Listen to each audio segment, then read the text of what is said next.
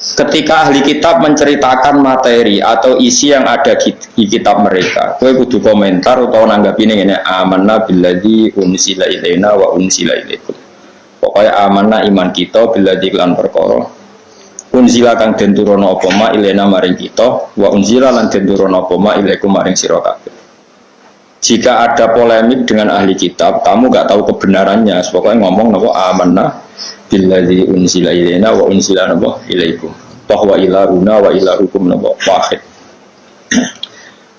Mungkin kalau terang mungkin kalau sampai Syawal sampai besan terang niki karena ini memang masalah-masalah yang ila yaumil qiyamah agak selesai. Jadi sampai nanti kita di neraka itu masih berdebat dengan ahli kitab. Jadi berdebat paling panjang kalian ahli napa kitab sampai ke neraka. Lah pokoke kula bolak-balik matur, kowe nek nang neraka ndonga jejer wong kafir sing kecangkeman ya.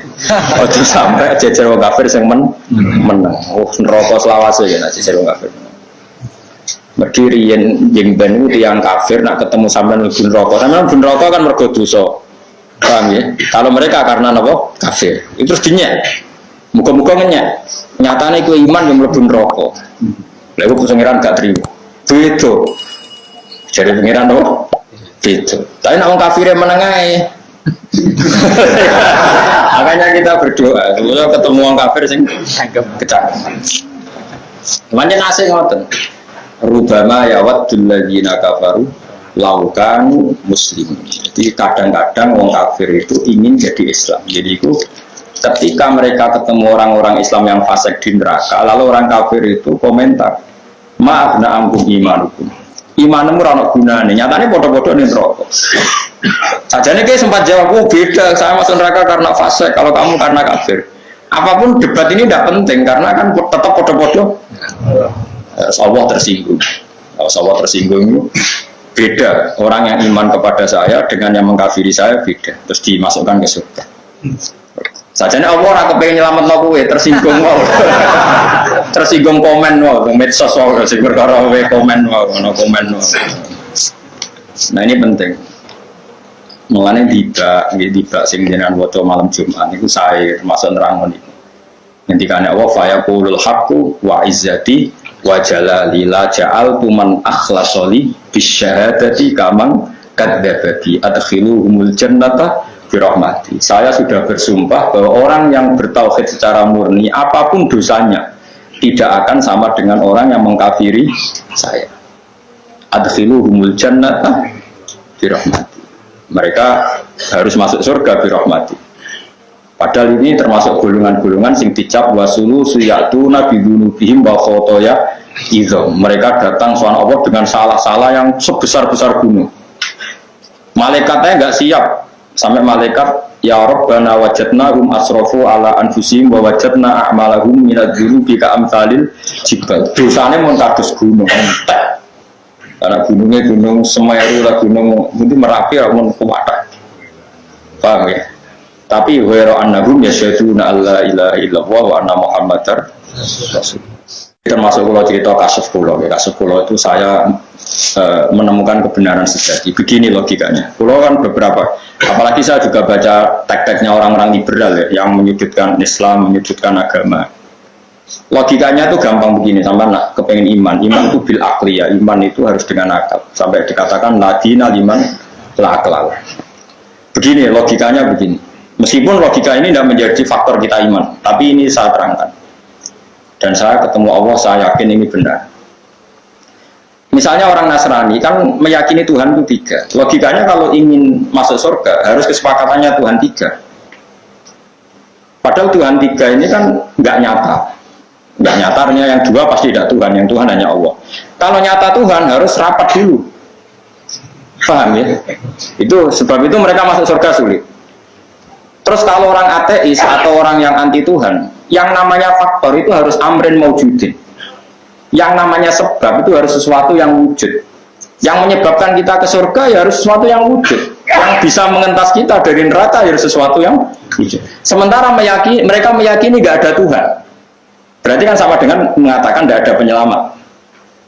Sehingga nanti di mahsyar kata Allah, semua orang akan diikutkan keyakinannya masing.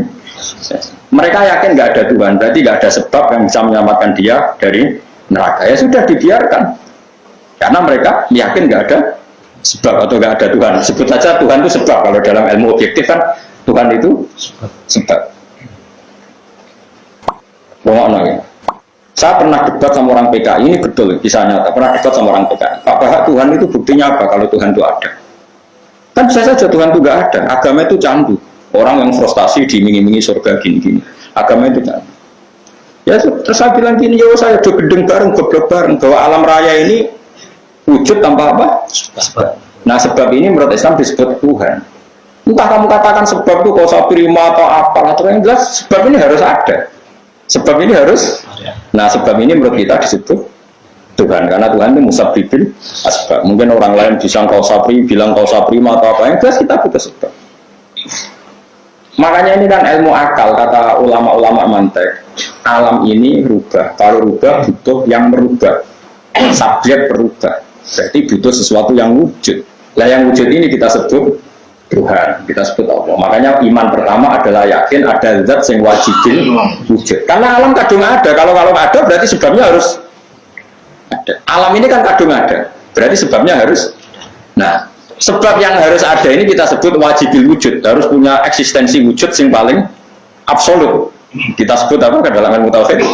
Allah itu zat yang wajibil wujud. Artinya akal yang normal itu nggak bisa membayangkan kalau alam ini tanpa sebab. Nah tentu pikiran akal hanya mengatakan sebab atau musabbibil asbab. Lalu menurut Islam itu disebut apa? Gitu, lalu menurut Islam. Nah sekarang pertanyaannya, kalau orang masuk neraka, orang PKI atau orang komunis atau orang ateis masuk neraka, dia kan kadung yakin nggak ada Tuhan. Ya sudah biarkan saja, nggak ada yang menyelamatkan. Dia yakin nggak ada Tuhan, berarti nggak ada penyelamat. Kalau yang yakin Tuhannya tiga, ya sudah nunggu rapatnya Tuhan tiga. Kalau Tuhan tiga itu fakta. Kalau tidak fakta, Tuhan satu nggak mau menyelamatkan, karena kadung dituduh ketiga, kan nggak keren dituduh tiga. Orang Jawa semuanya harus dewi anda, honor rival. Nah makanya kan di antara hadis sahih itu ada menyebut lihat tabi'akul umatin matabu. Semua umat ditakdir mengikuti apa yang mereka sembah zaman dunia. Sehingga kalau yang menyembah kehampaan ya disuruh menetap tolong kehampaan. Makanya saya pernah baca buku itu, ada orang Syria itu liberal sekali, dia berpikir liberal sekali. Tapi dia berani demo sampai rusuh, bahkan sampai dibully polisi demi demokratisasi, demi bela HAM demokratisasi. Itu lucunya, dia tobat itu gara-gara ketemu santri lugu ditanya, Pak, nanti kalau kamu di akhirat terus masuk neraka, apa kamu bilang, wahai demokrasi, selamatkan kami. Demokrasi itu tidak wujud, yang wujud itu Allah. HAM itu tidak wujud, yang wujud itu Allah. Kamu hanya bisa meminta tolong sama sesuatu yang apa? Wujud. Hanya dia tobat. Karena dia mengimani sesuatu yang tidak wujud. Nah, ini penting kalau terang. Nah ini makanya ngendikannya pangeran, kowe kudu iman sing tenanan. Iman be Allah itu nah akal murado Allah itu sapa? Anggap Allah itu sebab. Alam kadung ono berarti sebabnya luwe ono.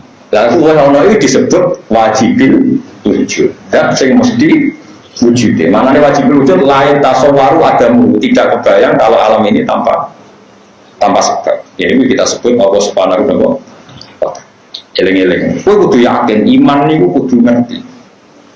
Ngerti itu kudu mikir. Mengenai iman itu ora jumlah kalimat la ilaha illallah tapi fa'lam itu ngono ngerti. Fa'lam annahu la ilaha illallah. Nah, tentu kita ini punya dosa. Mungkin ada yang pernah maling, pernah korupsi, pernah dolong wedok yang haram macam-macam. Terus dawuh pangeran fa'lam annahu la ilaha illallah lagi wastaghfir li dzambika. Ai li hadil kalimah. Dawuh Abdul Hasan Asy'ari. Kamu setelah yakin la ilaha illallah baru sah istighfar. Karena dengan iman yang benar kamu baru berhak di sepuro pangeran. Tapi kalau kamu imannya nggak benar, nggak berhak di sepuro. Karena untuk berhak di sepuro iman dulu. Makanya bertanya fa'lam annahu la ilaha illallah. Setelah kalimat la ilaha baru berhak wastaghfir lidzambika. Karena untuk bisa dimaafkan tauhidnya harus benar. Itu makanya kiai Jawa itu nak wiridan itu sedurunge istighfar fa'lam annahu la ilaha illallah lagi istighfar. Jangan balik istighfar dulu baru Nah di sini tahlilan itu dulu mana? Dulu istighfar, ya sekadung apa? Tapi ini ada masalah itu agak betul aku nerang. Wah, kasus sensitif. Normalnya, berarti ini betul ada sadiriah, ada pokok melakukan. Tapi itu ya tidak bisa dikatakan salah, karena yang lapatkan juga nggak tahu salah apa enggak kan ya tidak tahu. Tapi jelas ayatnya itu falam annahu la ilaha illallah. Terus setelah la ilaha illallah diwastaghfir lidzambika. Artinya untuk istighfar diterima Allah kamu harus min ahli tauhid. Tauhidnya kamu benar, iman kamu benar, baru minta maaf dimaafkan Allah. Tapi kalau tauhidnya salah, seperti orang-orang kafir, sosialnya baik, perilakunya baik, dia tetap nggak diampuni Allah karena dia apa? Kafir. Makanya falam annahu la ilaha illallah. Terus lagi wastaghfir lidzambika. Jadi wale ya. Lain nak istighfar dari dulu ya modal lewat pisan bindo terus nabi kamu istighfar. Karena yang melegalkan, yang mengesahkan istighfar kita adalah kalimat la ilaha illallah. Terus ini jelas nih. Maksudnya gini, no? Istighfar saja kan? Ya rawi tetap apa ya? Barang apa ya tetap. Tulah wale nak barang apa ya tetap. Dua satu saya ulah wale tetap apa? Jadi bujuk ayu ulah wale tetap apa? Saya ngelak itu tetap elek. Gak usah dijeram-jeram no, hari sensitif. Tapi secara ilmiahnya seperti itu. Kalau nggak ada kitab Sadiliyah, bapak saya sangat-sangat Sadiliyah. Memang kalau madzhab pelaksana Sadiliyah itu sababul ghufran adalah kalimat taufik. Jadi untuk diampuni sebab utamanya itu kalimat taufik. Maka ayatnya kan alladzina yahmiluna al-arsya wa man hawlahu yusabbihuna bihamdi rabbihim wa yu'minuna bihi wa yastaghfiruna lil ladzina amanu. Orang-orang malaikat yang membawa aras itu selalu membaca tasbih dan mereka memintakan maaf lil ladzina amanu. Asal kita iman itu sudah diistighfarkan sama malaikat yang ada di aras. Makanya saya termasuk kiai yang jarang istighfar, bukan karena sombong. Saya itu iktifar, ngalap cukup istighfar para malaikat, dan itu saya anggap lebih mandi karena dekat. Dan kita juga dimintakan maaf oleh Rasulullah karena Nabi diberi kitab Allah wastaghfir lidzambika walil mu'minina wal mu'minat Muhammad, mintakanlah ampun untuk kesalahan kamu dan kesalahan orang mukmin dan mukminat. Maharnya apa? Ya iman dulu tadi. Sebab itu kalimat tauhid itu muqaddamah didahulukan sebelum apa? Istighfar. Itu cara pikiran siapa? Abdul Hasan Asy'ari. Tapi nama dari sampean diwale, yang terbaik sampean madzhab tandingan, no? Mungkin sampean lebih benar ya mungkin. Yang jelas nak barang apik itu wale tetap. Ya, jadi nggak usah dirubah. Jangan pulau kriminal. Barang musafir itu wale. Tapi secara ilmiah sampean itu salah. Tapi kan Allah sakit mau membuat sesuatu sing ilmiah, wawahian. Allah beda dengan ahli fikih sekali rata tak merasa. Tapi Allah boten menjelaskan mana kalau suwon dia kalimat tauhid itu wajah la ilaha illallah. Nah kue nak maknani Allah Quran, wis anggap Allah itu musabbibil. Makanya kata Imam Ghazali, jika kamu Allah itu figur yang kamu tidak tahu karena gua anggap abstrak, enggak apa-apa. Akal kamu masih bisa menyebut Allah itu Khaliq. Makanya Allah pertama menurunkan wahyu Iqra bismi rabbikal ladzi khalaq, karena Allah itu tidak diketahui orang Arab Allah itu siapa. Tapi mereka hanya dilatih bacalah dengan nama Tuhanmu yang menciptakan langit bumi. Kan mereka kadung di langit bumi. Kadung ada, langit bumi kadung ada. Tentu kalau kadung ada ya harus ada penciptanya. Itu surat pertama turun itu tidak nyebut kata Allah. Karena kata Allah ini kata yang hanya dikenalkan oleh Islam, tapi tidak dikenal oleh akal. Akal hanya tahu kalau alam ini punya sebab. Tapi kan akal nggak tahu kalau penyebab itu namanya Allah. Yang tahu Allah itu Islam, artinya riwayat Allah. Nah, kita hanya tahu alam ini pasti ada yang menciptakan. Iqra bismi rabbikal ladzi khalaq. Khalaqal insana min 'alaq. Kita tidak ada, terus kemudian ada, berarti ada pencipta. Terus Iqra wa rabbukal akram. Masih wa rabbukan Tuhan kamu. Alladzi 'allama bil qalam, 'allamal insana ma lam. Jadi kata Allah, surat kedua yang masih enggak nyebut kata Allah. Ya ayyuhal muddatsir qum fa'anzir wa rabbaka fakabbir. Masih wa rabbaka dan Tuhan kamu.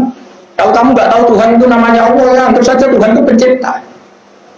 Jadi di sini pentingnya takdir, pentingnya proses dakwah. Jadi nggak langsung ngomong, dikenalkan bahwa zat yang menciptakan kamu. Ya ayuhan nasu ubudu rabbakum satu alladzi khalaqakum. Nggak ada ya ayuhan nasu ubudu dulu, karena Allah itu nggak dijangka akal, makanya disebut rabbakum yang sudah dikenali apa? Alladzi khalaqakum. Makanya ya ayuhan nasu ubudu rabbakum alladzi khalaqakum. Nggak ada ayat ya ayuhan nasu ubudu Allah, karena nanti Allah itu siapa? Paham ya? Lebih mudah kamu menyembah zat yang menciptakan kamu. Lalu kan mereka penasaran, itu siapa ya Rasulullah, itu siapa, setelah Islam itu siapa. Terus Islam mengajarkan pencipta itu bernama Allah. Mana sampai sing yakin ngaji be ulama be waras ya. Terus nak gawe urutan nak iso di kalimat tauhid se nak iso saisane timbang rubah tahlil dia mau ngake malah ratus sangoni malah bener aja bebitah menggunakan gak bener. Ya jadi Dawi Abdul Hasan Asadili itu fa'alam annahu la ilaha illallah. Terus setelah itu baru wastaghfir lidzambik, bahwa keberhakan kita mendapat ghufrannya Allah, ampunan Allah adalah setelah tauhid kita benar. Sehingga setelah tauhid benar kita nanti masuk neraka, ya akan dimasukkan ke surga. Ketika kita masuk surga, wong kafir gedon rubama ya wadul ladzina kafaru laukanu muslimin. Orang-orang kafir senang sekali kalau mereka menjadi muslim, karena ternyata orang muslim yang paling fasik pun diselamatkan dari abadi di neraka. Mana yang senang itu orang Islam, dia keren ya, Islam itu apa? Keren sekali lah, bingung lah, semua menghujat lah, wah Islam itu keren dunia akhirat, keren dunia akhirat.